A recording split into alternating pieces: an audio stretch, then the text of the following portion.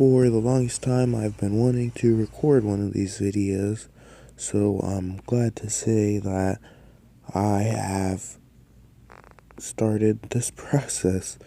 Yeah, so this is going to be a educational video for anyone trying to get better at Apex Legends, anyone trying to get better at playing Mirage. Stick around and I guarantee that you will gain more valuable experience than Imperialhal's $300 Apex class. So I landed beside Ring, Pathfinder's POI, just so I could get some kills, but it turns out people actually landed here with me. So I landed, got a Mozambique, as you can see right there.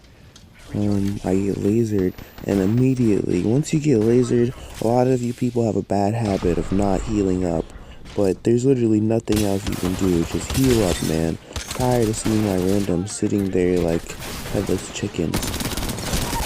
Now I rush in here, laser the Gibby, because I knocked the Bloodhound, and I know that there's a lifeline. I don't want the lifeline to be able to pick up her teammate.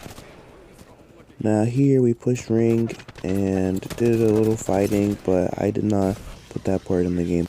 Now we push out, and it turns out we're being gate kept at a hard choke right here. There's really nothing we can do besides go around, like basically take zone damage and face it. But instead I decide, you know what, I'm going to push. So sometimes you have to know when to hip fire. A lot of the time you guys do not understand that you should not be aiming down the sight at certain points. So this is a great showcase of Mirage right here. Didn't get bamboozled, but he did get confused. Thought I was full sending him hard, and he decides to run away. Now I turn tail because we're getting third partied.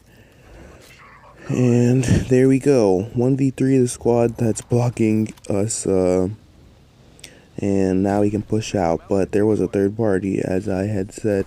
Alright, so if you haven't heard this piece of advice, then this is going to literally be one of the most valuable things that you will ever hear anyone tell you about Apex Legends. Now, there's tons of ways you can get a badge, 20 badge, or even your 4K or 3K, but one thing that you have to keep in mind is if you have the current damage that I have with this many squads left, if you have around 7 squads left and over 500 damage, no, it's 13 squads left and 500 damage, like 11 to like 12 squads left, and you have over 500 damage, that's when you need to start going for your badge, because if off rip you get that much damage and there's that many squads left, then there should be no reason why you can't get it. So anytime that your damage is around 800 to 500 and you look after you landed, after you cleared your first POI, once you realize that you have 500 damage or 800 damage and there's at least like 11 squads left, then go for your badge, because a 3K would be easy to do. Here are some things to keep in mind. Thirsting gives you 100 damage, I believe, and also you can farm snipers, long-range weapons. I don't like to farm, I like to full send everything, but farming is effective. In Apex Legends, the third party is a very intrusive part of everyone's gameplay, so you need to be aware. And when you reach a point like the point where we were just at, it's called a choke point, and this one is actually a terrible one because it's a 3-way choke point. A team could come from 3 directions, and we're basically stuck in the middle. Now, us realizing that early on, I decided to get on my mic and start yelling, "We're getting third party, we're getting third party!" And fucking, yeah, so we move inward where there's no squad to fight us. Now, you're probably wondering, Kliffy, how the fuck are you so goated and your aim is so good? Well, my controls are very personalized, And also, I can recommend that you go into the firing range, right?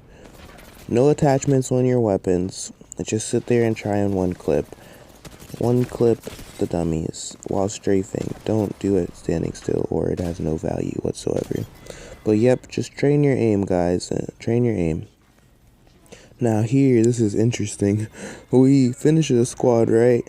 And then we get third partied instantly. I just realized that this clip has repeated twice, but who cares? It's great.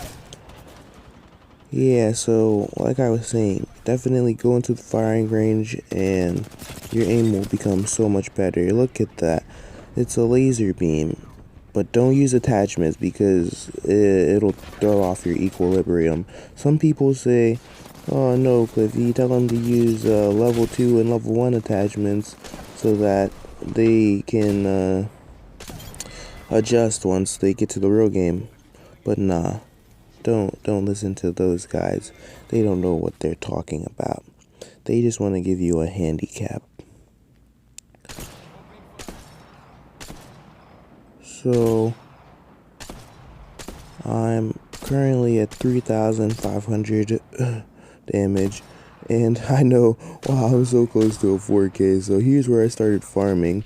I believe that I had a care package weapon or something, and I ran out of ammo. And this makes me decide, you know what, let me just pick up this longbow. So I grab a longbow.